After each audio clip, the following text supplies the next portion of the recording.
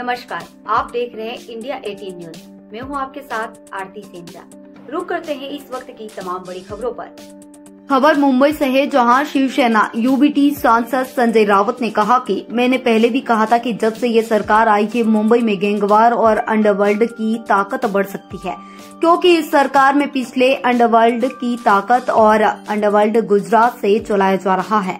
आज 5,000 करोड़ रुपए का ड्रग्स गुजरात से जब्त हुआ है। इसका मतलब ये है कि देश में 50,000 करोड़ रुपए का ड्रग्स पहले ही वितरित किया जा चुका है।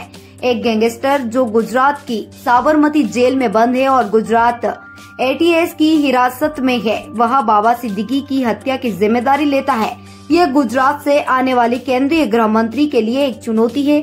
अजित पवार को अमित शाह से इस्तीफा मांगना चाहिए। मुंबई से ब्यूरो रिपोर्ट। आउट होगा, गोलीबारी होगी अब बाबा सिद्दीकी के मामले में। ये मैंने आपको याद होगा कि मैंने कहा था पहले ही, मुंबई में फिर एक बार गैंग वॉर अंडरवर्ल्ड की ताकत बढ़ सकती है जब से सरकार आई है, क्योंकि ये सरकार के पीछे भी अंडरवर्ल्ड की ताकत है और अंडरवर्ल्ड गुजरात से चल रहा है। आज आपने देखा होगा 5,000 करोड़ का ड्रग्स गुजरात में जब्त हुआ है।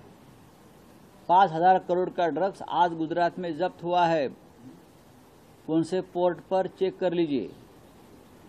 5,000 करोड़ का ड्रग्स अगर जब्त करने का नाटक हुआ है तो इसका मतलब 50,000 करोड़ का ड्रग्स जो है वो पहले से छूटकर पूरे देश में उसका फैलाव हो गया है। अब ये पैसा किसके पास जाता है, कौन से पार्टी के पास जाता है और उस पैसे से कौन चुनाव लड़ रहा है, ये जनता को बताने की जरूरत नहीं है, थोड़ी भी जरूरत नहीं है। एक गैंगस्टर गुजरात के साबरमती जेल में है, गुजरात एटीएस के कब्जे में है, और वो व्यक्ति मुंबई में जो हत्या हो गई एक महत्वपूर्ण नेता की, बाबा सिद्दीकी जी की, उसकी हत्या की जिम्मेदारी लेता है बार बार। बाबा सिद्दीकी कोई सामान्य व्यक्ति नहीं है, जनता के नेता थे। उनके जो अंत्य संस्कार, उनकी अंत्येष्टि हो गई, वो पूरी शासकीय इत्माम से हो गई।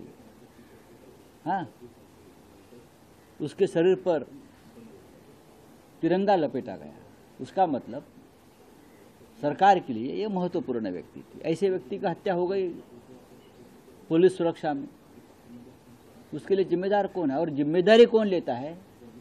तो गुजरात के एटीएस के कब्जे में जो एक गुनहगार है वो लेता है। ये तो इतनी गंभीर बात है कि राज्य के गृह मंत्री नहीं तो देश के गृह मंत्री जो गुजरात से है उनके लिए भी चैलेंज है ये। अजित पवार ने अमित शाह का इस्तीफा मांगना चाहिए, इसलिए कि ये जो बाबा सिद्दीकी है उनके पार्टी के नेता थे। हिम्मत है अजित पवार जी में। देवेंद्र फडणवीस को तो छोड़ दीजिए, वो कुछ काम के नहीं रहे अभी, लेकिन गुजरात के जेल में बैठे एक व्यक्ति जो एटीएस के कब्जे में है, वो हमारे महाराष्ट्र के एक नेता की हत्या करवाता है, जिम्मेदारी लेता है, और हमारी सरकार यहाँ भजन करके बैठी है।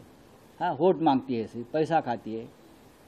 मुख्यमंत्री ने कहा विष्णु गैंग को खत्म कर देंगे, कुछ नहीं होने मुख्यमंत्री ने कहा था ना ये। हाँ, तुम्हारे जो मुख्यमंत्री है, बैनर भी लगे थे अक्षय शिंदे के बाद। ये तो सिंघम है ना, ये डुप्लीकेट सिंघम लोग। अक्षय शिंदे को गोली मारने के बाद अपने आप को सिंघम घोषित कर दिया। अब सिंघमगिरी अभी दिखाइए ना। वो लड़के को गोली मारा ना, उसके हाथ में हथकड़ी थी, चेहरे पे बुरखा था और गोली मार दी। ये उनकी मर्दानगी है। अगर मर्दानगी दिखानी है तो आप बाबा सिद्दीकी के ऊपर जिसने गोली चलाई, उनके जो सूत्रधार है उनके ऊपर इनकाउंटर कर दीजिए। अगर आपकी हिम्मत है